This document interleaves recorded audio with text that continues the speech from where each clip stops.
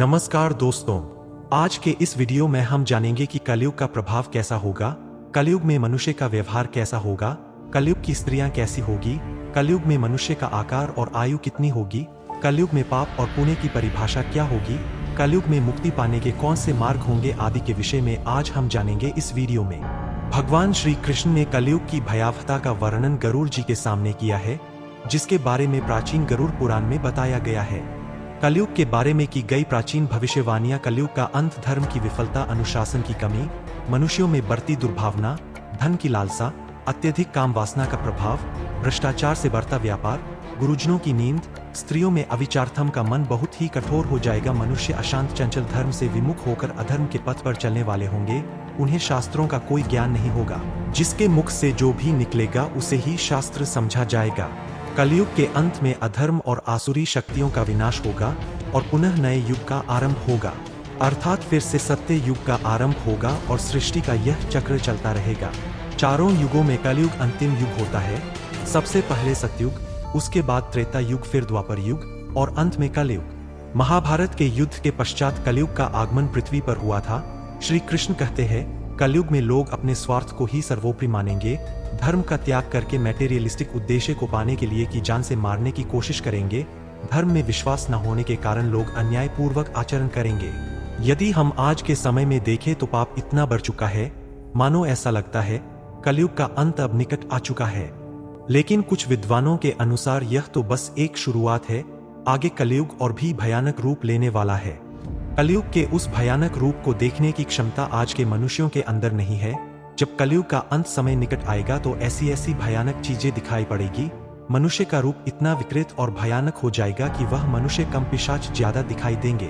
तो आइए जानते हैं गरुड़ पुराण में कलयुग के अंत के विषय में क्या कहा गया है। सबसे पहला संकेत, भगवान श्री कृष्ण के अनुसार कलयुग का अंत समय निकट आने पर मनुष्य की आयु घटकर केवल 20 वर्ष ही शेष रह जाएगी। 12 वर्ष की आयु में ही मनुष्य के बाल पक जाएंगे, उनका शरीर अत्यंत कमजोर और सफेद रंग का होगा। कलयुग में स्त्री 8 या 9 वर्ष की आयु में ही संतान को जन्म देगी। कलयुग की औरतें बहुत ही क्षीण और छोटे शरीर वाली लेकिन अधिक भोजन करने वाली मंदभाग्य होगी। कलयुग की स्त्री कम संतान को उत्पन्न करने वाली और अत्यंत क्रोधी स्वभाव की होगी। वह अपनी संतान को दूध भी नहीं पिलाएंगी और न ही उसका पालन पोषण करेगी। दूसरा संकेत, भगवान श्री कृष्ण कहते हैं, कलयुग का अंत समय निकट आने पर संसार में पतिव्रता स्त्रियां दिखाई नहीं पड़ेगी। एक ही स्त्री कई पुरुषों से विवाह करेंगी। लोग पूजा पाठ, श्रद्धा, अंतिम संस्कार, मुंडन और विवाह आदि प्रकार के कार्य नहीं करेंगे। जल के अभाव के कारण लोग स्नान नहीं करेंगे और अशुद्ध ही रहेंगे। कलयुग के अंत में लोग केवल मांसाहार ही करेंगे और कोई भी सात्विक आहार नहीं करेगा। कलयुग में लोगों के वस्त्र तने हुए और चमकीले होंगे। तीसरी बात, श्री कृष्ण के अनुसार जब कलयुग का अंत समय निकट आएगा तो वृक्षों में फल आना बंद हो जाएंगे। सभी वृक्ष फल रहित हो जाएंगे। सृष्टि में हर तरफ केवल शमी के वृक्ष ही दिखाई देंगे। मनुष्य शाकाहार छोड़कर केवल मांस का ही भक्षण करेंगे। कलयुग का भोजन तामसिक और रोग उत्पन्न करने वाला होगा। इसी कारण से लोग जल्दी ही बूढ़े होकर मर जाएंगे। कलयुगी मनुष्य गाय की पूजा करना बंद कर देंगे। सभी गाय का मांस खाएंगे। गायों को केवल दूध और मांस के लिए ही पाला जाएगा। चौथी बात, कलयुग का अंत समय निकट आने पर अल्प वृष्टि होगी, अर्थात बहुत ही कम बारिश होगी। खेत अनाज नहीं होगा पाएंगे। धान का आकार बहुत ही छोटा होगा और फलों में रस भी उत्पन्न नहीं होगा। मनुष्य भूख और प्यास के कारण ही मरने लगेंगे। मनुष्य को केवल बकरियों का दूध ही प्राप्त होगा। पांचवी बात, जब कलयुग का अंत होने वाला होगा तब भगवान विष्णु सूर्य की किरणों में विराजमान होकर पृथ्वी का संपूर्ण जल सोख लेंगे।